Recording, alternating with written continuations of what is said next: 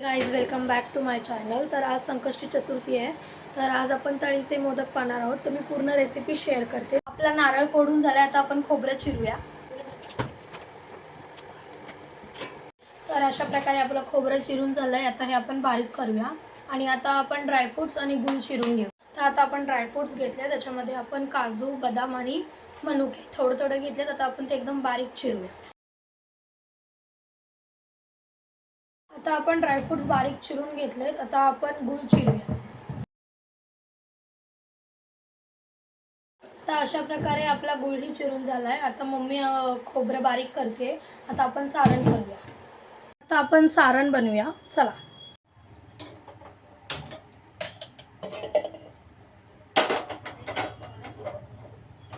आता आपण ह्याच्यात तूप टाकून घेऊया।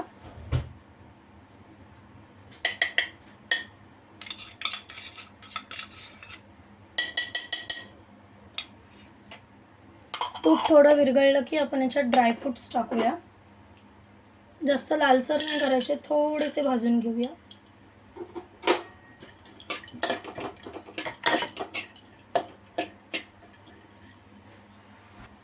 आता आपले ड्रायफ्रुट्स नॉर्मली भाजून झाले, जास्त लालही नाही करायचे। मग आपण त्याच्यात खोबरं टाकूया। खोबरंही जास्त आपल्याला लाल करायचं नाहीये, नॉर्मल ठेवायचं आहे।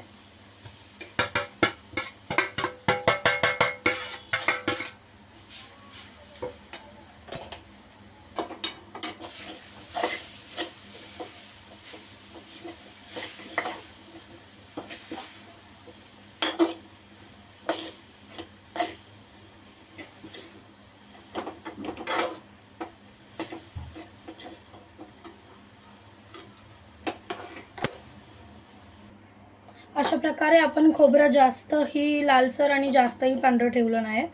तर आता आपण ह्याच्यात गूळ टाकूया।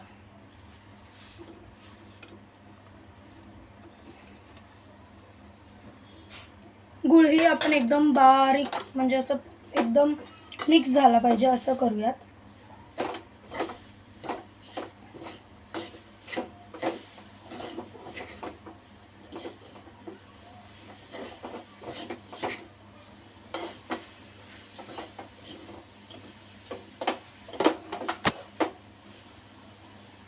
तर अशा प्रकारे आपलं सारण तयार आहे। मी तुम्हाला बॅक कॅमेराने नीट दाखवते। प्रकारे आपलं सारण तयार झालं। आता आपण हे काढूया आणि याच्यावरनं वेलचीची पूड टाकूया। आता आपण याच्यामध्ये थोडीशी वेलचीची पूड टाकूया।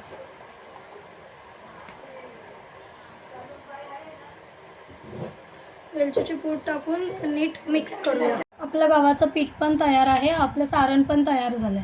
आता आपण मोदक करायला घेऊया।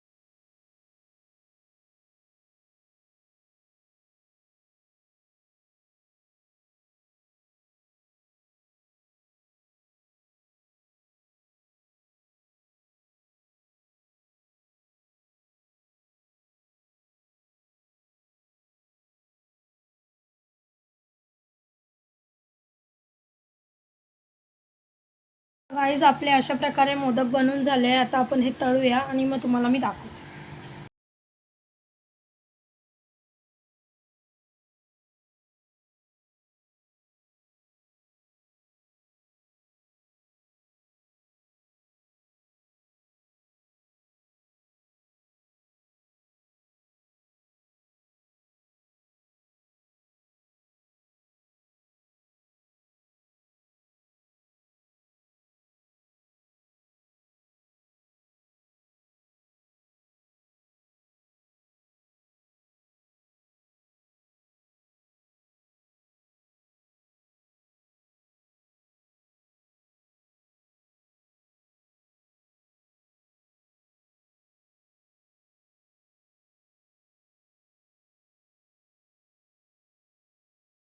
अशा प्रकारे आपले मोदक पण तयार झाले आहे। असंच रेसिपी पाहण्यासाठी मला सबस्क्राईब करा.